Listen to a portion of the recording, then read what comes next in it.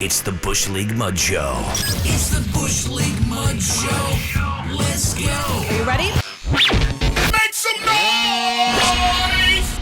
All right. Yo. What is going on? It is episode 17, Slade. PJ. We are the Bush League Mud Show on your Labor Day weekend. It is September 5th. Hopefully that you are having a very great Labor Day weekend. PJ, this is a week that really has been overshadowed and dominated by AEW's All Out pay-per-view that's actually going to be happening tonight. We're recording on Sunday morning, but the pay-per-view is going to be later on this evening. We'll get to that with predictions. We'll also talk about things going on. This is going to be a pretty WWE heavily operated podcast for this week due to time constraints and also the fact we've got a prediction for you for All Out. We're going to kind of cut out and spare you this week Raw and SmackDown review. SmackDown wasn't terrible this week, but Raw continues its mind-numbing ignorance. It's just like they still don't get it. I'll also chat with you about some stuff going on with NXT in terms of their new look that people are intrigued by. Also news surrounding that with Vince McMahon and Bruce Pritchard. We will unfortunately start the podcast off this week on another sad note, another passing in the pro wrestling industry. This was around the middle, later on during the week, Daffney Unger. And this was something that was a very bizarre situation where she had been posting, and we went back into her social media, her Instagram, and she just didn't really seem like she was in a good place. Daffney Unger, 46 years old, I believe. Yes, 46. She was found dead after the night before posting an Instagram live video in which she was doing a lot of crying and saying that she was alone before she appeared to be holding a gun.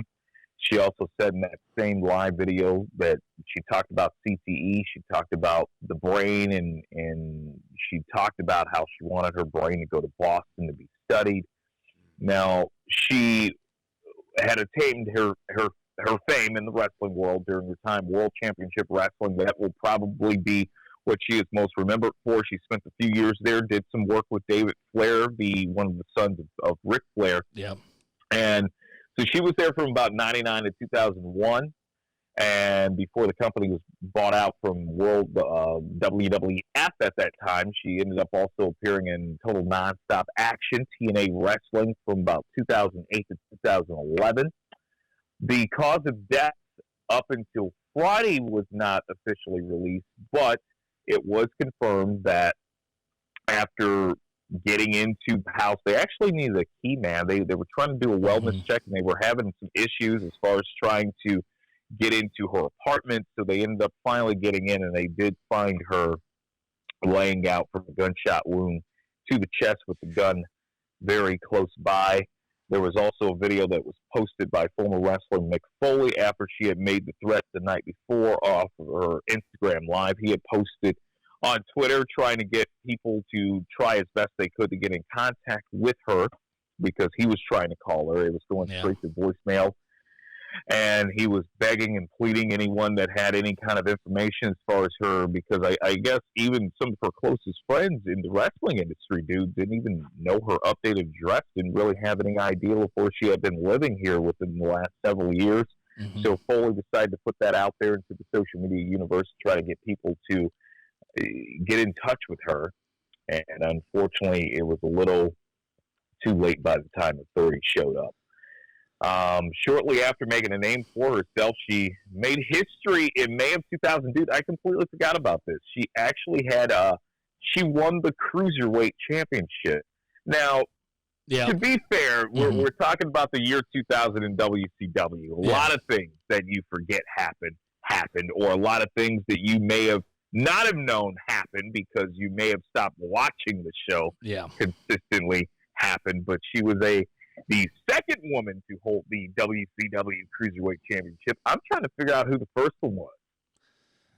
Do you have any idea? I have no idea. I'm trying to think. WCW wasn't. They didn't do it with Medusa at the time, but no, they wouldn't have done that with Medusa. But maybe Major Guns on an angle like that. I mean, maybe I'm sure it played hot potato in the same year. That's probably what happened. Yeah.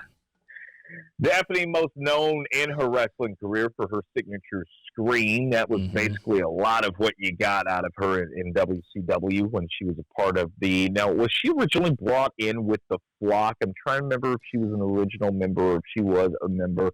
I remember Crowbar. Yes. She was with Crowbar with David Flair. Yeah.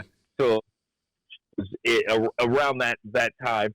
So signature scream, and she went on to become a mainstay on the indie scene for more than 20 years. So a very sad situation nonetheless. And this is just one of those, again, it's one of those frightening things where we're not seeing professional wrestlers, a lot of them really truly live out their life. This is around that age. It seems like, dude, between 45, 55, sometimes maybe you can squeeze out 60 where, I mean, just losing way too many former professional wrestlers too soon. And it almost seems to be usually a common theme where there's speculation of CTE involved. Yeah, and the unfortunate part about this is not a lot of people knew it was going on until it was too late. She didn't really leave, clues or breadcrumbs where sometimes when you see people battling with mental health, sometimes they may put a post here or there out and you're like, whoa, okay, are you okay, for the phone calls and all that to get in touch. No one really knew about it until the video hit. I mean, we were watching Dynamite, I know that, and all of a sudden we saw on Twitter that, is Daffney, does anyone know the whereabouts of Daffney? Mick posted that video. It was like towards the second half of Dynamite, and I think that basically took over social media where people weren't focusing on Dynamite and they were hoping everything was all right with Daffney, and unfortunately that was the case. Is all of a sudden you saw and I know on social media there was the thing, don't share the video, don't retweet the video, but we watched it and you could. It was sad to watch because you could see she wasn't in a good place. No, she wasn't in a good place. You could see the struggle going on. I mean, obviously you didn't see the ultimate action, but it was just sad to see that happen. And no one, really knew about it or, how to help her out at that time. So I guess it's all sad all the way around. And like we've said, this is just way too many times. This has happened where, this is the end, and we don't get to see, like you pointed out, we don't get to see the rest of their life unfold because of something tragic like this. Yeah. WWE, they offer their condolences. They posted on their website the passing of Daffney Unger and also highlighted her accomplishments in the industry and also ended up issuing a text message reminder that same day, hours after it was officially announced that she had passed. A text message reminder to their roster offering mental health counseling to those who want it. That was according to PW Insider. Yeah. The message that was sent out was just, again, just a reminder, any kind of difficult personal matters and which they would like to speak to someone to get support they needed. Please don't hesitate to contact. And that was through WWE Medical. A number of current and former WWE talents, they paid tribute to Daffney and encouraged everyone to get the help they needed. Everyone except Karl Anderson. Yeah. Who ended up getting tons of backlash after taking a shot at the company. This was, this is a moment where, there's a passing in the business and a passing due to a very sad and unfortunate circumstance. And Karl Anderson decided to take the time to also blend in his bitterness towards WWE as he put out a tweet. Sean Ross staff of Fightful put out the tweet that WWE was offering mental health counseling to their talent, in which Anderson replied in a now since deleted tweet, quote, "They suck, bro."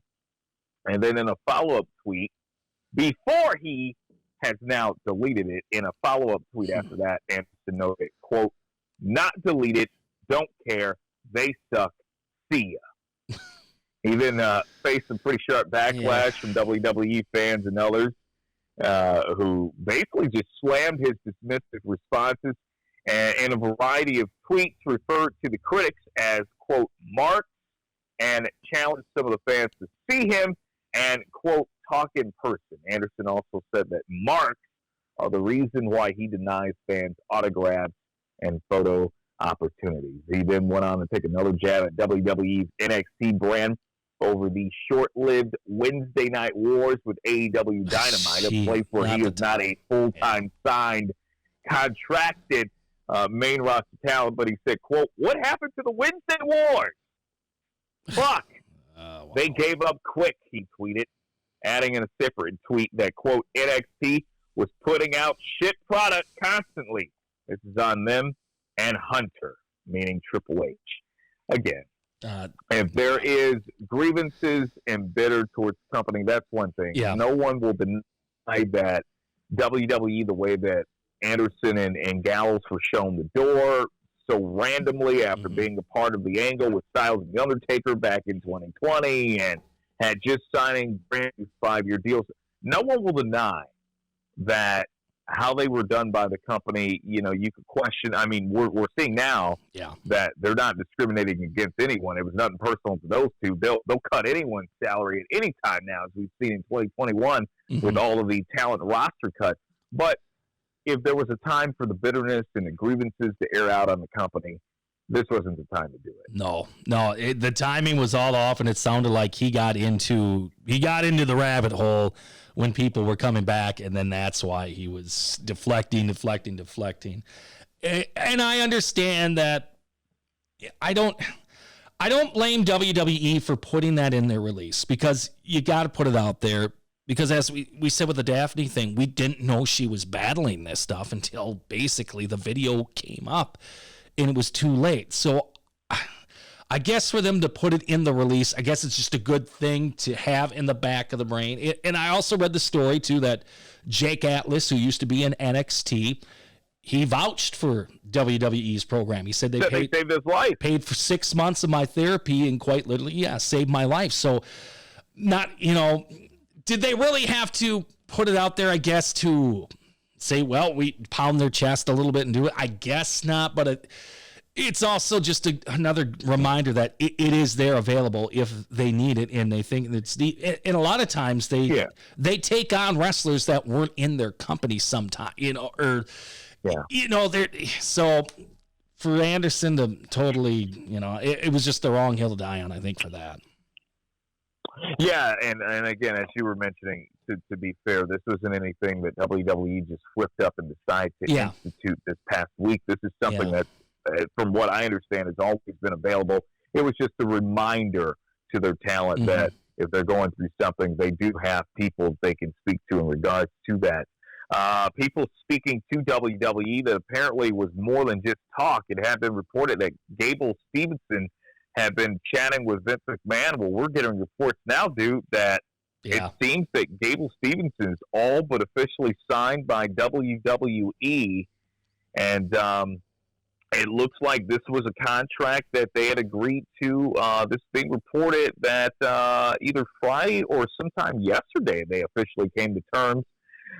Dave Meltzer of Wrestling, reporting that WWE is Stevenson's next destination after he won the 125-kilogram freestyle competition at the 2021 Summer Games in Tokyo. He even followed up Steveson on his Twitter account with a tweet that just said, here, like in one sentence, just put the pen to paper with a pen emoji. So WWE and Steveson, they were linked even before the Olympics. And you've been following this kid more closely, and you know a lot more about him, and you knew about this, far before I ever did, really, about how they were so linked together, but they have been linked for a while. Yeah. Steveson was also an invited guest to WWE SummerSlam last month after his performance at the Games. He would be another spoke in the long line of amateur and Olympians that WWE has signed. And when you talk about him, Kurt Angle had nothing but glowing things to say about him this past summer after he won the gold medal. And he's been linked for years Brock Lesnar. He goes to the University of Minnesota just like Lesnar. Yeah. This is a guy who's grown up with amateur wrestling. His mother named him after Dan Gable. Mm-hmm. And his middle name, if I'm not mistaken, is Dan. Yeah. It's a big-time wrestling family. It doesn't hurt either that he's also a pro wrestling fan.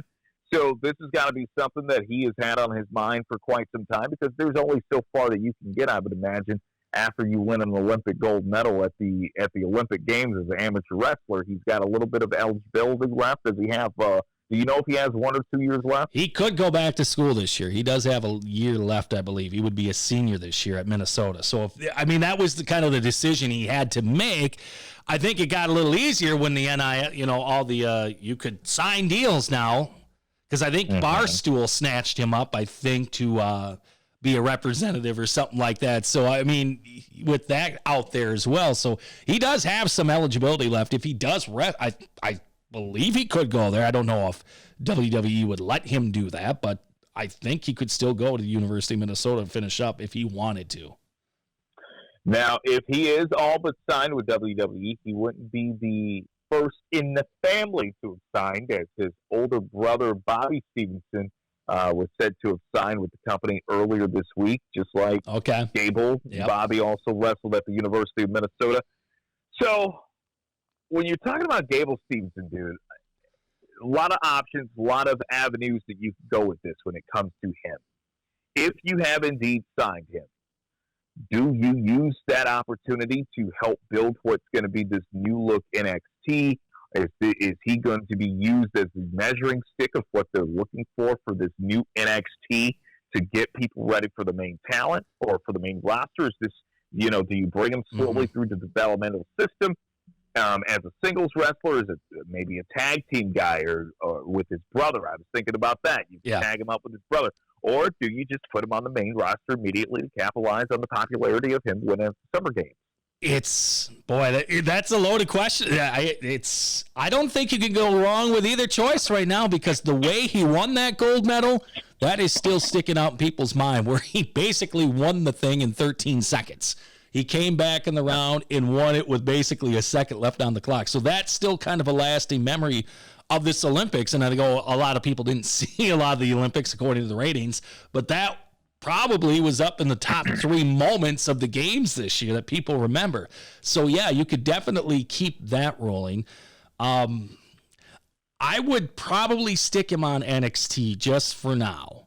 And I don't know if I would feature him so much in the ring yet, unless he's been working in the ring. Like we said, he has had a long relationship with Brock Lesnar, Paul Heyman. He's been on the radar for years. In fact, he just told the story this week of he kind of laughed at Brock now, because Brock initially told him to cut his hair, and he didn't understand what do you mean cut my hair? Well, then he was getting his hair pulled at meets and everything like that. So then he cut his hair, and now he sees Brock with the ponytail, and he just started laughing his ass off about it. So he laughed at that, but he's obviously been on the radar, big name. I don't know if they can screw him up. We know they screw up a lot of guys, but I think this guy, he's got the personality. He's got the athleticism. The guy does backflips after he wins matches and things like that. So he is a beast. I know they say Kurt Angle was the one that really, took to the ring when they got him in training. He took to it like water and was just off like that. I don't know how much they have to do to get him in the WWE ring shape or what, but I think you got to feature him somewhere on your programming. And NXT, I would think, if they're revamping this whole thing, might be the place to start. Yeah. In their latest tweet, or one of their recent tweets, WWE NXT, they provided a sneak peek into what the new set design is going to look like, dude. In the short video, they put it out there. They dropped the new color splatter logo for NXT, the one that you have been seeing during every fucking commercial break during the last NXT telecast. But you have no idea if they're advertising high C orange juice boxes or fucking wrestling now. That's what it looks like. Yeah, so this is a part of the overhaul for the brand that's supposed to take place on September 14th. And originally, fans were not too thrilled when they found out that NXT was going to be ditching the black and gold look in favor of the more colorful logo. But after taking a look at the new set design, a lot of fans are now on board and seem to be willing to give this new NXT a little bit more of a leash in terms of giving it a chance and in terms of how this is going to be gone about, knowing that what we know now about the company changing the branding of NXT. So it's not just going to be limited to the logo and set design. And this was reported earlier last week that Chairman Vince McMahon, Bruce Pritchard, will be producing the show from here on out, with the day-to-day operation remaining the same between Triple H, Shawn Michaels, and Matt Bloom. Well, that story, apparently, there's a little twist to it, a big twist to it. Apparently, there's reports out there that McMahon and Pritchard will not be directly producing the new NXT when it kicks off this month. It said that McMahon and Pritchard will just be behind the big decisions for the NXT brand, but not the smaller ones. So I'm going to imagine the big decisions, meaning who they see as a star, who they want to call up, and the smaller ones being, we'll let you guys just put together the TV show and make the matches. That's what I get out of it. But the big decisions, I would have to imagine, has to do with the operations of the talent in terms of where they get dispersed throughout the company. It said that they will also be responsible for the marketing, the promotion, and the direction of the NXT brand. And it was also said that NXT will be a lot like the, quote, old NXT moving forward, which appears to be a reference to how the brand was around 2015 to 2018. Which, if you think about that time of NXT, what made it so hot? Well, this is a company that's saying right now, well, we're not going to be scouting the indies as much. We don't want to sign so much indie talent. Well, if we're talking 2015 and 2018, when NXT was at its highest in terms of popularity, that was because you had a roster top to bottom with entertaining some of the best from the indie circuit. Yes, it was. And some of your biggest stars you still pulled in were from the indies. I know Bailey's from the indies.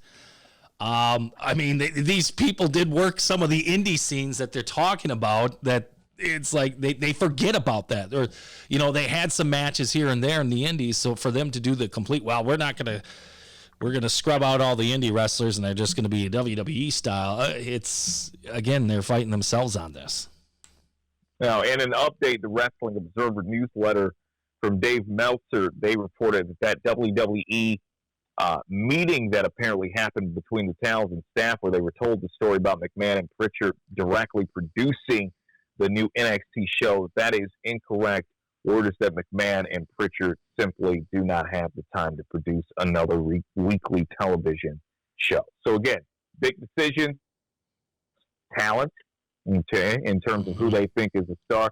Smaller ones being, you guys run the TV, make the matches. We'll take care of everything else. So that's what I'm getting out of it for NXT. Yeah. More employees by the company let go this week by WWE.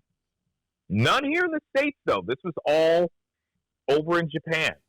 WWE said to have dissolved its offices in Japan. That included the decision to let go 100 employees. The story claims that the issues were brought on by the pandemic, but also cited multiple media reports on the organizational changes that have been happening this year that have been spearheaded by Nick Khan. I guess this is only news that we can talk about a little bit because of the fact that just several years ago, the company was talking about expanding internationally. Yep. Remember, they wanted an NXT territory in damn near every country. Yep. And so far, they've only been able to just launch NXT UK. Remember, they wanted NXT Japan. They wanted NXT here, NXT there. Remember, we gave Jinder Mahal the belt because we were trying to build better relationships, the pipeline to India. Yep. And so we're seeing all of this. And right now, looks like the plans to expand internationally are going to have to come to a halt for the company, at least for the time being.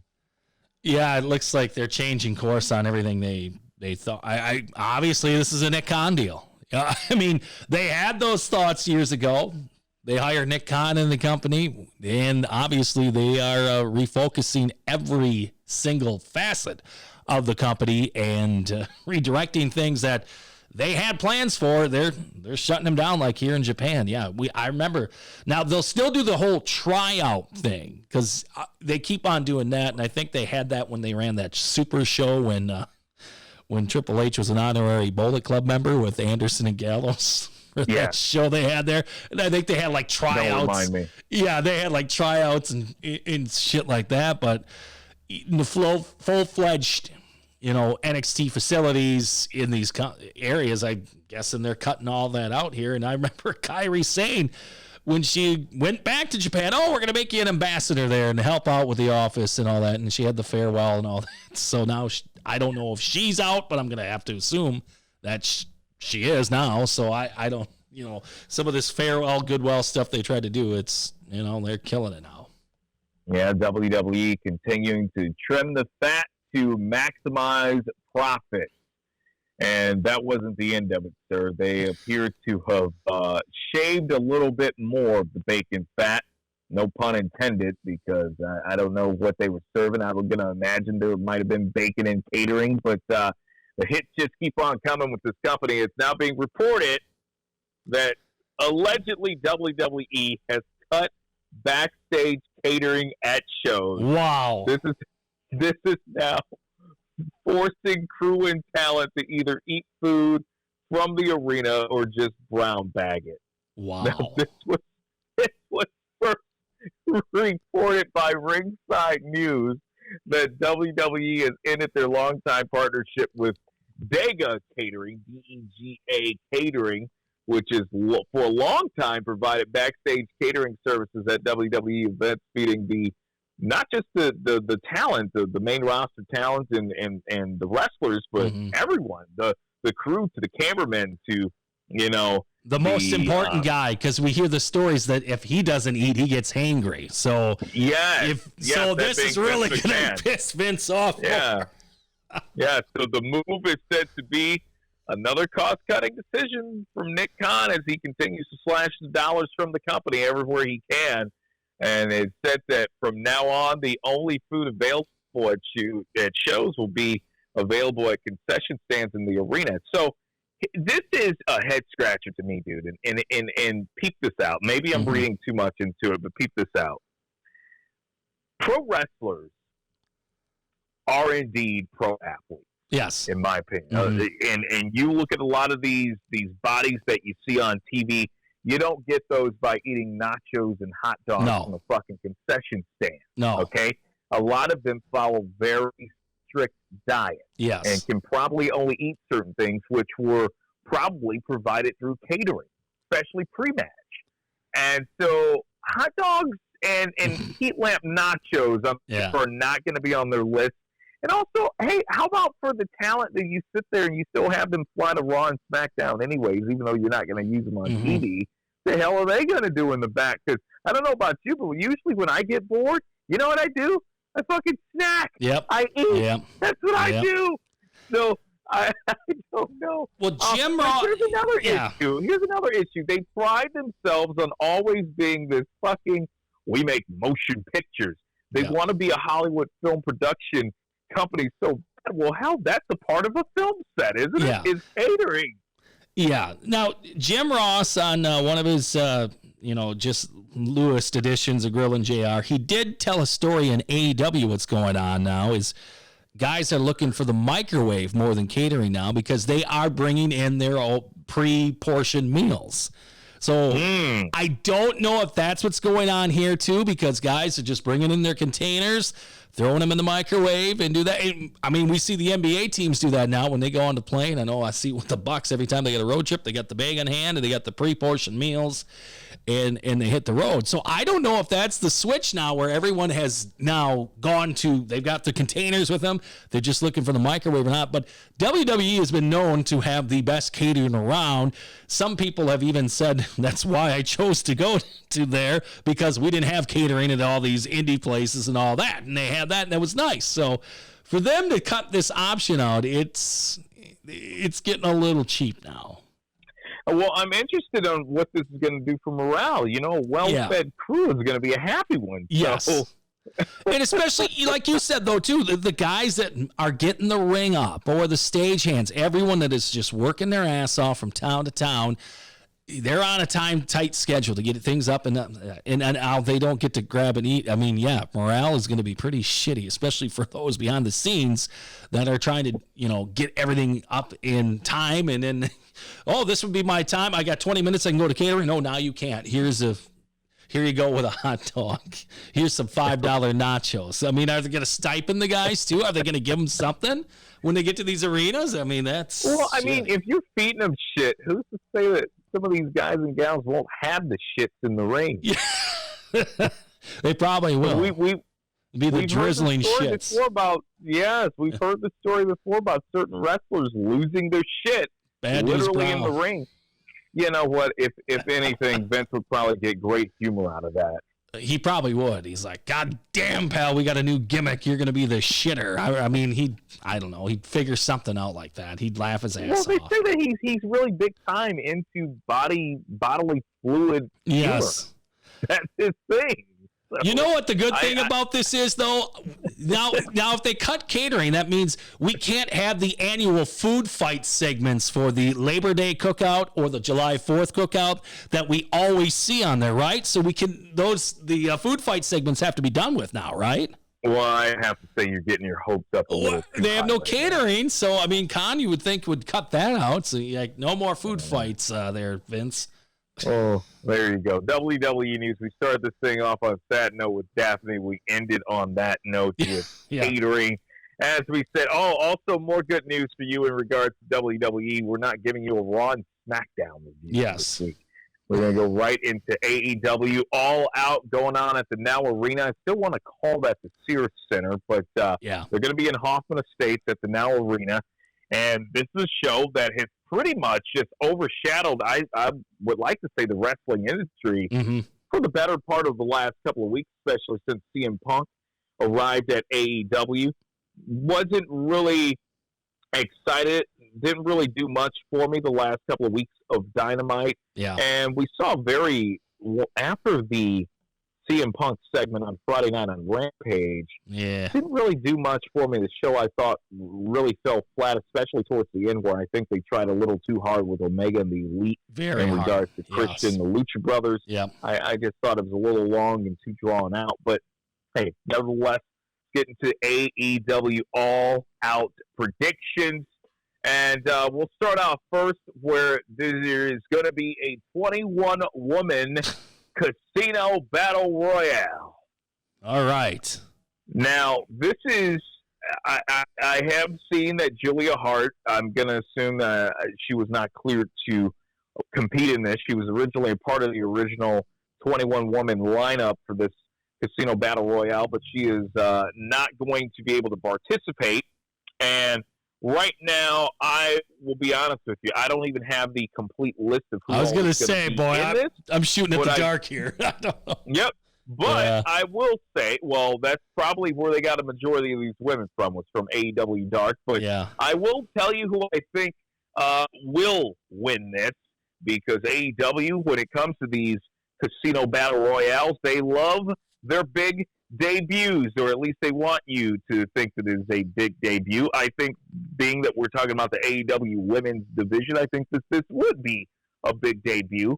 And what better way to introduce this person than at your all-out pay-per-view event in Chicago? But Ruby Soho, the former Ruby Riott of WWE, she's already on her way to AEW. So to me, it makes perfect sense for her to debut in this Battle Royal and pick up the win. So it'll be Ruby, and getting a future shot, you're going to need some. I mean, if you're going to continue to pretend that Britt Baker's a heel, you're going to need baby faces to go at her. So why not allow Ruby Soho to win the 21-woman Casino Battle Royale and win that future title shot that's going to be on the line to go at Baker in the foreseeable future? I like the prediction. I think, definitely she's going to be there. But sometimes they like to go the other way, and they just give it to the person that has won 21 matches in a row on AEW Dark that nobody has ever heard of. So I think you'll have her debut. She's going to be strong in there. I'm throwing things at the dark. I really don't know because I'm thinking of the booking for Britt Baker too. Okay, I'm like, would you like me to give you the names? I can give you the names of who's all going to be in this. I will give you. Yeah, because I was going to say, okay, no, that's done. Thunder Rosa. Okay, see, yeah. The Bunny. Elliot the Bunny. You know what? The way they've been featuring her lately, I would not be surprised if she was the winner. I honestly kind of loaded. Honestly, it's actually pretty. I think the Bunny will win because of the booking here of Britt Baker. Because you can't have. I was thinking Jade Cargill, but I'm like, you can't. No, you can't have. Jade is also in this. You can't have her win right now because her going at Britt. Britt's got to have a long run with this thing. And that's why I thought, too, with the Ruby Soho, I'm like, that's a good point. Good point that, yeah, they want to make a big impact with her. But if they throw her right away at Britt Baker and she loses, boy, we got Lance Archer booking right at this right away. That's why I'm thinking the Bunny because they've really featured her lately in matches. So I could see that as the winner. I'm also looking now. It looks like Anna Jay will be returning. Okay. Yeah. This is going to be the match. She's going to be returning. Big Swole will also be in this. Jamie Hayter. Okay. Who was the big reveal that no one knew who she was. So will they make her win it because she's aligned with Britt? Will they do that thing? We shall see. Also, Abaddon will be in this. Rio will be in this. Layla Hirsch. Kiera Hogan. We've also got Red Velvet, Tay Conti, Penelope Ford, Diamante. Emi Sakura will be making an appearance. This is going to be for pure comedy. So there you go. I mean, there's some of your participants for the 21-woman Casino Battle Royale. Where's the singing woman? What's her name? The Yoshi Emi Sakura. No, the other one. Thought there was the other one that would just sing because she's the one that does the Freddie Mercury thing, right? Oh, yes, with the mustache and all, right? Yeah, who's the one, remember from a couple months ago? God, what the hell is her name? Maki Ito. Maki Ito, there it is, yes. She's got to make a run in, right? She has to. Because when they brought her in, it was just the most ridiculous thing ever. And then people are like, well, she's over. They should make her the champ. Some people were fucking tweeting this out. It's like, you got to be kidding me. But well, there you go. There we go. For the 21-woman. We spent about 5 minutes on that. Too long. About the Casino Battle Royale for All Out tonight. The next match on this card, Paul White versus QT Marshall. What does QT Marshall have on the EVPs that he keeps getting TV and pay-per-view time? I don't know. And now that isn't he just supposed to be just their trainer? Yeah, he's supposed to be their Matt Bloom, and he's not. he's in this match between he and Paul White, if this shit ain't over within 2 minutes, I'm gonna pull my hair out. Well, now you had the Gun Club turn heel, and it's just what is that all about? Necessary. Yeah, so I'll go with the Big Show. I mean, Paul White. This should be a squash match. They decided to stack the deck against him. Yes. You don't bring in a big giant monster with credibility and mainstream appeal that's been seen on international TV for many, many years. You don't bring him in just to lose. This should end. They should find some way where they ban outside interference, so no one will be down there. This should be a 2-minute squash. Yes, it should be. It should be, but it'll go 15 minutes. If there's good. Well, hopefully with QT, going into this match, Paul White knows whether or not if there's actually going to be crash pads or any type of stunts that he should be aware of that QT has planned. Where he doesn't get lied to like Shaq. Yeah, don't worry. Yeah, there's gonna be a little pad underneath the table. Whoops. Yeah. Our next match on the card, we got Jon Moxley taking on Satoshi Kojima. I could care less. This is a match that I felt came out of nowhere. Yep. We're used to seeing Moxley, who to me before Punk their most over babyface. We can make the argument that he still is if they position him right, but we're used to seeing him in bigger programs. Yep. He was a long-time champ, and he's going into a major event where he's going to be lower on the card. Yeah. And a lot of fans are not going to complain about Moxley versus Kojima, even without a story. Like I said before, there really is no story. This match just got kind of thrown together. But it would be completely preposterous for AEW to book Kojima to come in for a one-off match and beat one of their top stars. This has got to be Jon Moxley all the way. Correct. In the New Japan, I think, record against AEW on AEW TV, they haven't picked up a win. So, I mean... if you're New Japan, you're like, why are we doing this? No one's traveling here to work matches. No. Yeah, it's Moxley, and I'm sure this is going to go 20 minutes. And we talked about it, too, and I'm sure they're going to pull out all the shit. They're going to have the tables, the barbed wire, maybe an explosion, right? I don't know, but I'm sure it's going to turn into... This is advertised as a regular fall match, but we're sure it's going to turn into everything else. We got the AEW TNT Championship on the line. I thought this could have been done better if we would have gotten a more head start on it. Miro versus Eddie Kingston. And this is something I didn't finally see these guys really going at it with verbal jabs until within the last week. It's just like, this is something that you could have actually done really well. So Kingston, I think, is, you could argue, one of the best stories that AEW's had over the last year. This is a guy who talked about he was really close to being on the street. And he got a call, and he ended up, now he's on national TV. A lot of years being on the indie circuit, people knowing about Eddie Kingston. He's now on AEW television, and he's very well respected. He's liked universally by the crowd.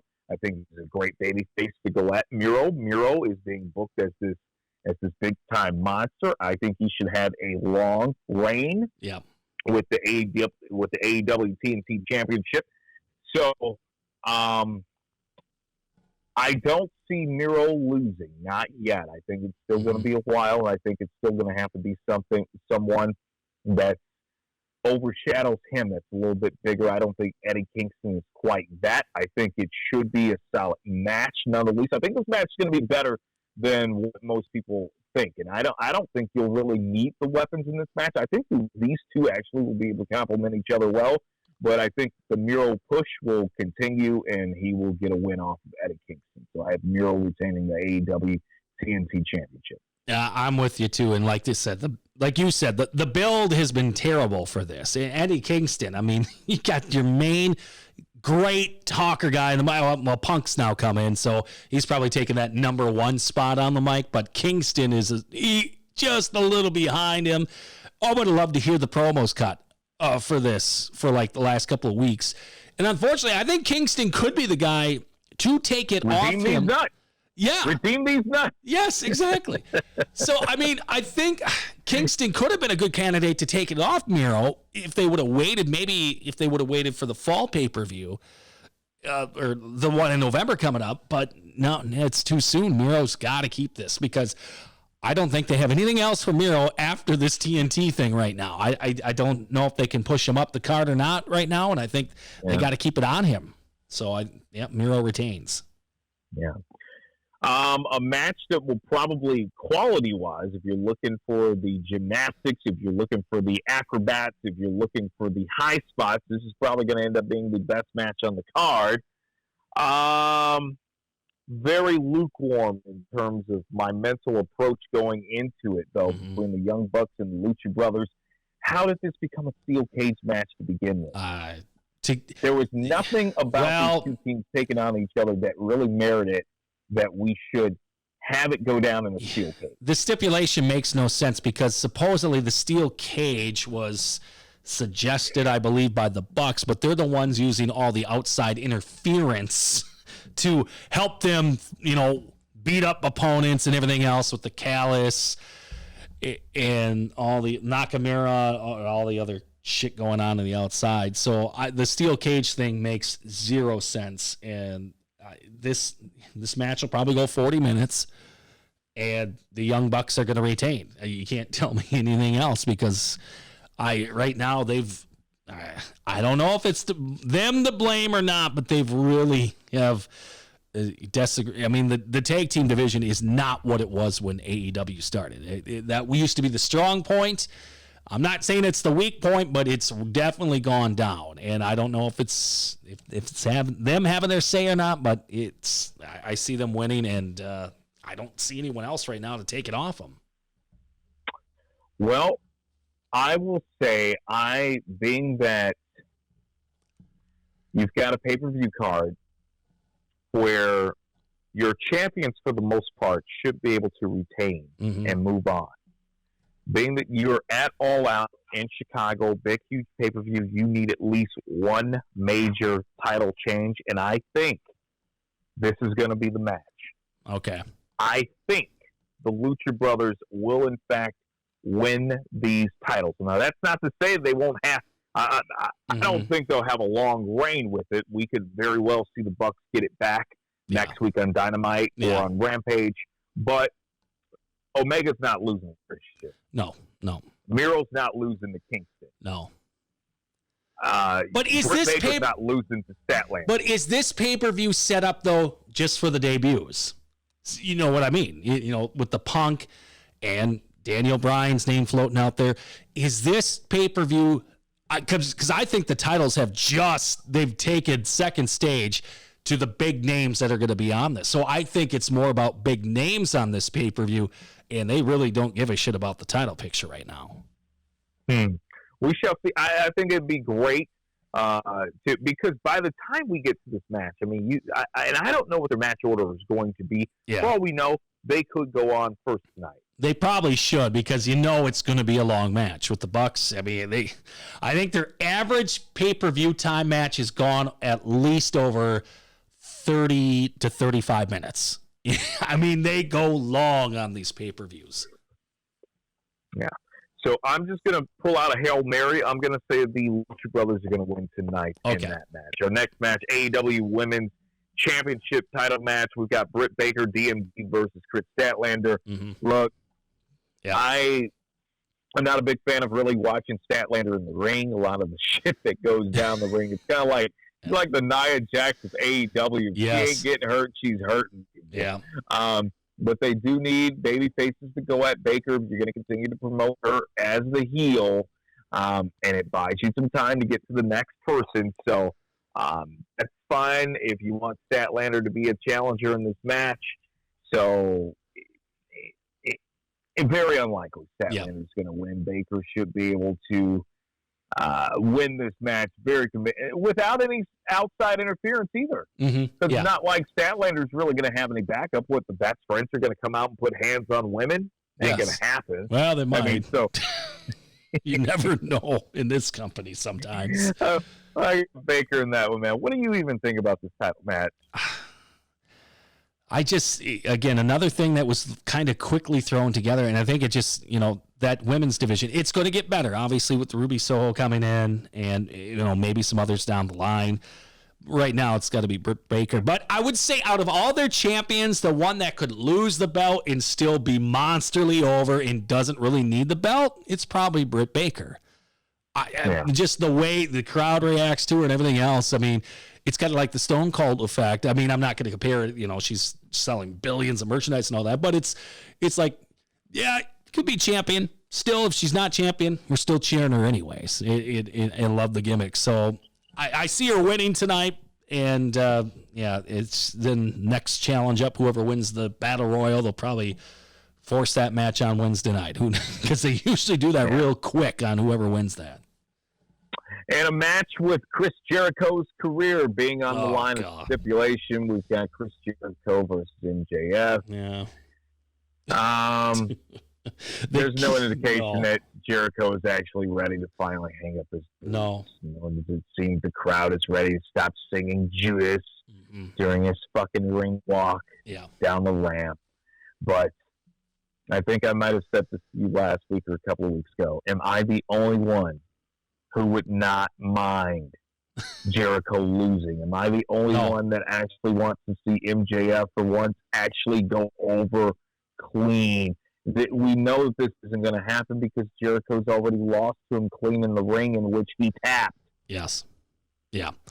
And this would be MJF's first pinfall loss in AEW. And it's sad that it's probably going to be like that he is going to lose his first match, not, one-on-one match in the ring to Jericho. I mean, it's just, it's hard. And the build of this has been all the backwards. Bigger question is, when Jericho wins tonight, yeah, is it over between Jericho and MJF? Is it finally over? I don't know. I mean, they've booked this so damn backwards. It's been terrible. In this, it's so long drawn out, and they come up with every thing in the book to try to keep your interest in it. I would hope so, but then you could say, well, no, because now they're even actually in one-on-one matches against each other. So then they got to have a third one. So I don't know. I hope it's finally done with. They say this, but yeah, I'm with you.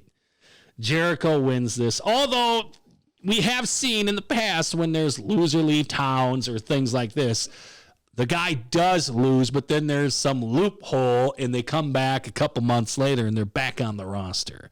Or if you're John Cena, you come back the next week. Yep, you come back the next week and you somehow found the shares stock or something that you got in power, some off-screen shit. So, yeah, so I guess, I'll go with Jericho.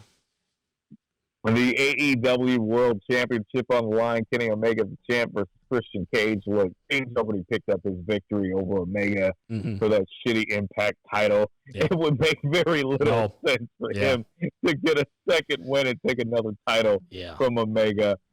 Makes even less sense for Omega's championship reign to, of all people, with all due respect, we love Christian Cage.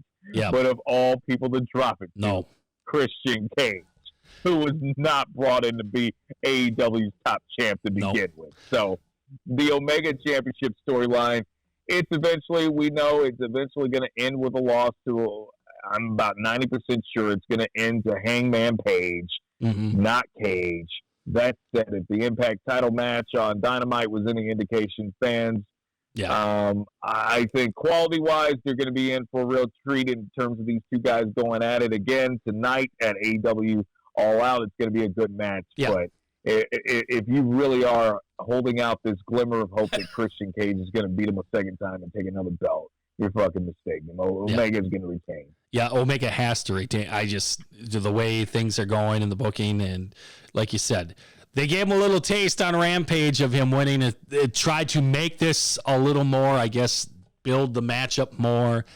And then with Callis, with the whole, I hired and fired your ass when you were first started, and, trying to throw that into the angle. But this is Omega all the way. And like you say, now, I was with you with the Hangman thing, but I'm going to be curious of the other ones coming up that we're going to be talking about, because I think Darby Allin is now the guy that has supplanted Hangman Page, who they may have to get this title on. We'll talk about, coming up here, but I think that might be the guy that takes it off of Omega now. Okay. No, that's a good point. And that's a good candidate to take it off. Absolutely. How do you set that up, being that you've got a match tonight with Darby Allin versus the returning CM Punk? This is going to be the biggest 50-50 toss-up. Yeah. In terms of who wins and who loses, I think, on the card, because you've got CM Punk returning, saying that he wants to do what's right, and he wants to work with the younger talent, and he knows that Darby Allin is a part of the future. Yes. And part of that is putting over the young talent, but yes, it is. He's also returning to his first pay-per-view in over 7 years, working. Yep. He's doing it around his hometown. Yes, he is. The crowd is going to be electric. They're excited to see him. No one wants to see CM Punk after 7 years come back just to lose. No. And now you're basically copying the WWE. You're no better than WWE then if you're going to have a guy lose in his hometown. Yeah. Yeah. But I think he does lose because of everything he has mentioned in his promos. He has said he would have been a fan of Darby Allin at 15. He would have loved Darby Allin. And how the hell do you catapult a guy like Darby Allin, who arguably has been one of their, they say they do all the studies, and when he's on TV, people are sticking around. They're watching this guy.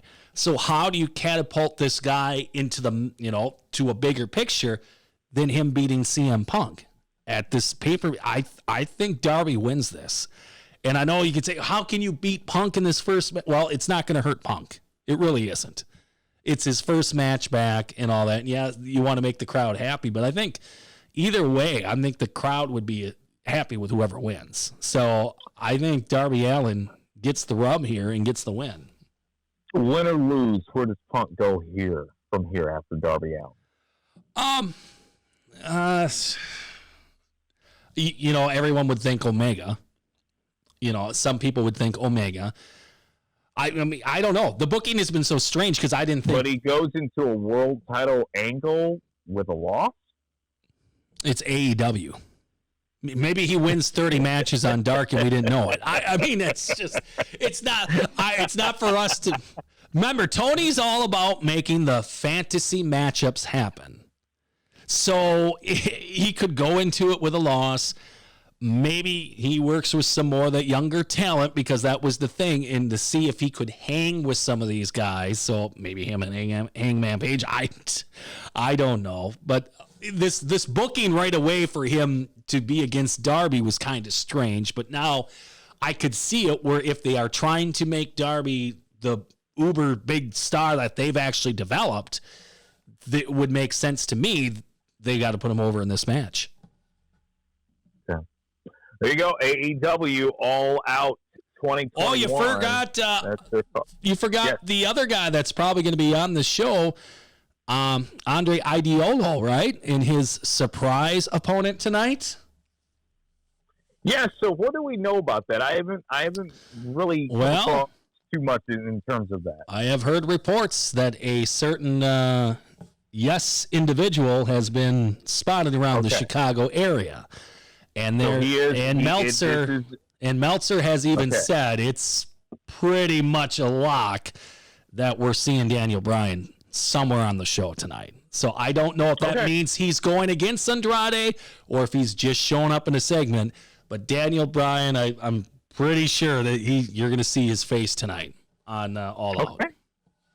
Okay. Yeah, this is something that we originally, people were thinking this was going to happen at the New York show at Arthur Ashe Stadium, but because of the fact they don't really know, they're up in the air in terms of what they can and cannot do in terms of travel restrictions and mask mandates and all that stuff. They had to push his appearance a little sooner. So here we go. If tonight's that night, then, I think it's going to be a little too much in terms of the element of surprise on this card, but it's still better than what the fuck they got going on in New York right now. So. It is. This is you've got to think this is going to be, they're going to do some good business with this pay-per-view. Probably the best non-WWE pay-per-view.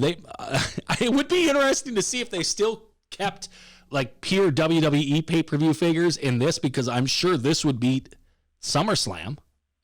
Potentially. Yeah. That's maybe a bold thing to say, but I think it would do pretty damn good business tonight. Yeah. There you go. AEW All Out 2021. Those were our predictions. Slade. PJ. We are the Bush League Mud Show. Enjoy the rest of your Labor Day weekend. Also special producer Nate, Disney Course Studios, and The Dungeon. Like and subscribe, and feel free to share and let everybody know about us, please.